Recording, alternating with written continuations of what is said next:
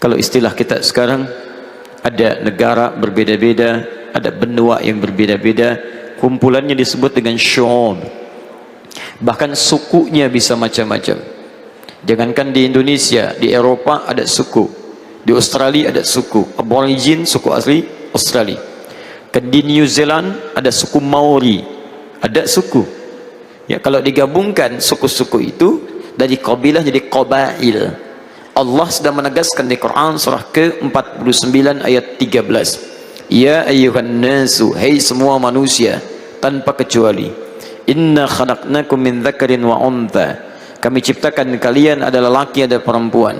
Wa ja'alnakum syu'uban wa qabail, dan kami jadikan kalian berkomunitas-komunitas, suku-suku yang berbeda, lita'arafu, untuk saling mengenal satu dengan yang lainnya.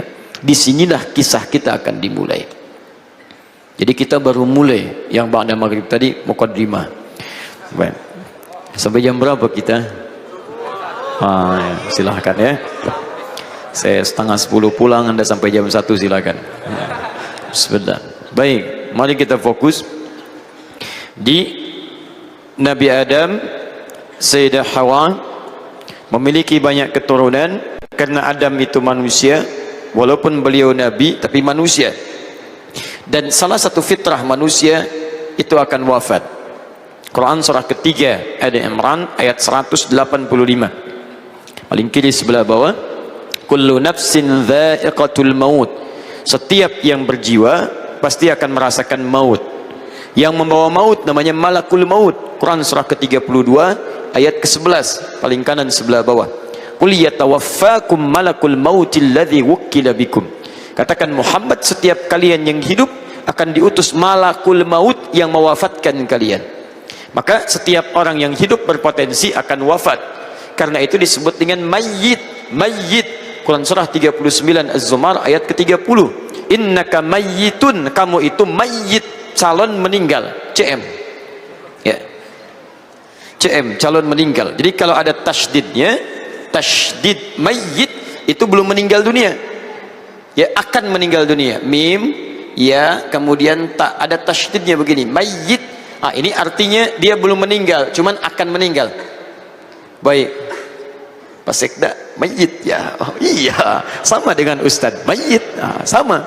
Tapi kalau sudah meninggal, datang maut, maut ini membawa nafas, dicabut oleh maut, tarik jadi bulat. Kalau sudah bulat jadi mayit, nah itu sudah meninggal dunia. Mayit sudah meninggal dunia, ini wafat. Adam alaihissalam dicipta oleh Allah sebagai manusia. Apa buktinya? Disebut bashar. Saat pertama diciptakan disebut bashar. Quran surah ke-15 ayat ke-28. Wa idh qala rabbuka lil malaikati inni khaliqun bashara, disebut bashar. Artinya Nabi Adam pun sekalipun nabi, karena punya sifat basyariah, sifat kemanusiaan, maka beliau pun wafat. Nabi Adam meninggal dunia, Sayyidah Hawa meninggal dunia, keduanya wafat, maka menyebarlah komunitas keturunannya, membentuk komunitas-komunitas berbeda. Persoalannya, setelah Nabi wafat, manusianya makin banyak, tinggal berbeda-beda, komunitas makin meluas, tempatnya ditemukan yang baru, pengaruh lingkungan bisa membuat dia berubah. Nabi mengatakan kullu mauludin yuladu 'alal fitrah. Setiap yang terlahir itu berada pada fitrahnya. Di antara fitrah itu ada dua namanya. Quran surah ke-30 ayat ke-30, paling kanan sebelah atas. Fa aqim wajhaka lid-dini hanifa. Fitrah pertama adalah cenderung beragama. Maka arahkan dirimu untuk beragama, din hanifa, cari yang lurus. Fitratallahi allati fataran nasa 'alaiha. Kecenderungan beragama itu, kecenderungan bertuhan, kecenderungan mendekat kepada Allah, itu fitrah yang melekat pada diri manusia. Makanya tidak ada orang di muka bumi ini yang sifatnya ateis. Ateis itu nggak ada. Ateis itu tidak ada. Ingat, setiap manusia punya jiwa bertuhan. Ketika seseorang mengatakan ateis, itu sesungguhnya dia sedang mencari Tuhan yang hak, yang dia sedang ingin dapatkan. Dia setengah muslim sebetulnya. Ateis itu kan bahasa Arabnya la ilaha. Syahadat kita tinggal tambahkan illallah. La ilaha illallah, tiada Tuhan selain Allah. Orang ateis baru setengah, la ilaha, tinggal illallah. Di ateis itu setengah muslim ya, tinggal tambahkan kalimat illallah. Quran surah ke-47 Muhammad ayat ke-19. Fa'lam annahu la ilaha illallah. Jelas? Tayyib, kembalikan. Fitrah yang kedua, ini adalah memiliki fitrah unusah. Asalnya dari kata ins. Quran surah ke-51 ayat 56, paling kanan sebelah atas. Wa ma khalaqtul jinna wal ins. Ins dari kata al-unusah, artinya sifat yang cenderung lembut, baik, ramah, terbuka. Lawannya jin. Jadi kalau ins itu nampak terbuka, jin tersembunyi. Kenapa jin disebut dengan jin? Karena fitrahnya jin itu tersembunyi. Karena itu sering saya katakan, kalau ada jin melakukan penampakan, itu jin sedang keluar dari fitrah. Itu jin gak ada kerjaan, gak ada kerjaan. Dan yang lebih gak ada kerjaan, kalau ada manusia mencari-cari penampakan jin, itu orang kacau itu. Ustaz, tapi kan dia berjubah. Gak peduli, mau jubahnya selebar Batman tetap orang bermasalah. Baik, lihat, jin disebut jin tersembunyi, manusia nampak. Ketika manusia lahir, nampak wajahnya, kelihatan fisiknya. Adakah manusia yang ketika dilahirkan fisiknya tidak ada? Mana bayinya? Tidak ada. Nampak.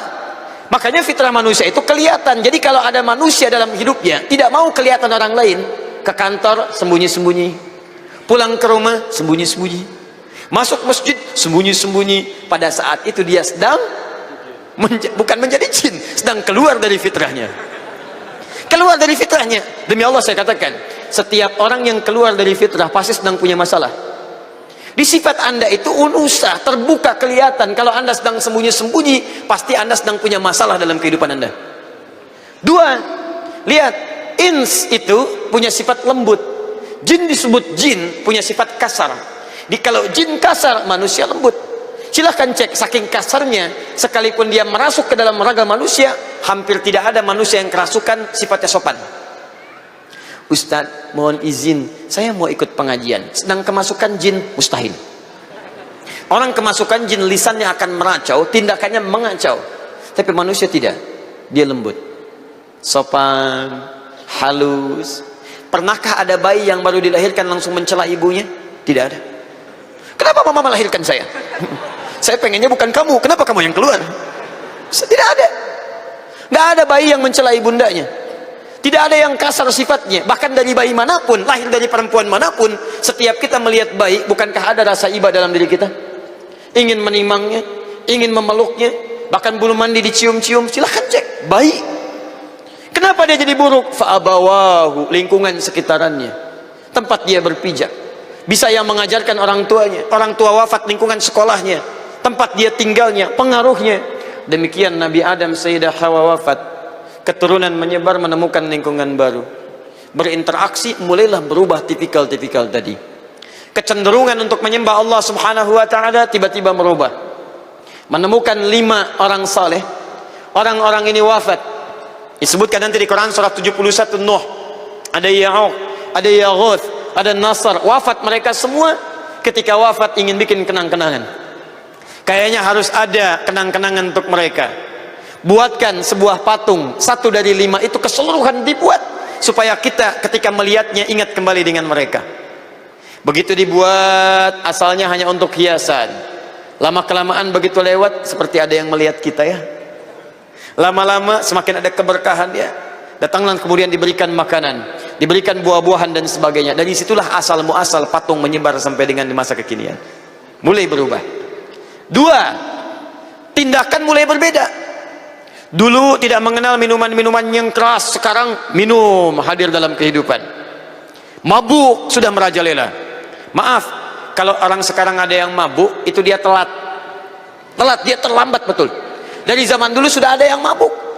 Sudah ada. Jadi kalau ada yang sekarang mabuk, dia ketinggalan zaman. Ketinggalannya telat banget, ke pagian, ke sorean, ke malaman, wah ke segalanya. Lambat. Dan hebatnya nanti saya kisahkan nanti saat membahas sunnah nabawiyah, turun tuntunan Nabi, orang mabuk tobat. Anda kenal Umar bin Khattab? Luar biasa ada yang kenal. Alhamdulillah, Pak Sekda di Lombok ada yang kenal Umar bin Khattab.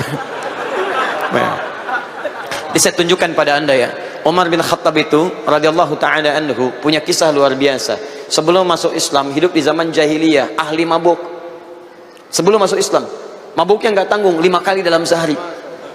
Jadi kalau Anda orang mabuk sekarang pengen saingan, Anda gak akan juara lah, akan menang. Tapi begitu turun risalah Islam, tuntunan sunnah Nabi, yang mabuk tobat semua, hilang mabuknya. Orang paling terbelakang, tidak punya peradaban, disebut jahiliyah, tertinggal luar biasa, dikuasai Romawi, ditaklukkan Persia, tidak ada perangkat teknologi seperti sekarang, mabuknya tak terlukiskan. Turun tuntunan Nabi, tobat. Orang sekarang, Masya Allah, silahkan, peradaban banyak muncul, Google ada, Facebook ada, Instagram ada, YouTube ada, Ustadz ceramah bisa live masing-masing, silahkan cek, tuntunan semua ada. Pengen ikutan mabuk, ketinggalan. Dan hebatnya orang dulu disebut paling jahiliyah, turun sunnah Nabi, berhenti mabuknya. Orang sekarang mengaku terlepas dari jahiliyah, turun tuntunan mabuk, gak mau tobat. Turun tuntunan sunnah Nabi, hilangkan mabuk, gak mau tobat. Anda siapa sebetulnya? Nanti kita akan lihat. Kembali ke masa Nabi Nuh. Nabi Nuh alaihissalam, kemudian di zaman itu, dari zaman Nabi Nuh ke zaman Nabi Adam, kurang lebih ada kisaran 6 generasi, 5 sampai 6. Nuh alaihissalam bin Mikhlail bin Matushala bin Kinan bin Anwas bin Thith bin Adam alaihissalam. Setiap generasi bisa 2000 sampai dengan 3000 tahun pada masa itu.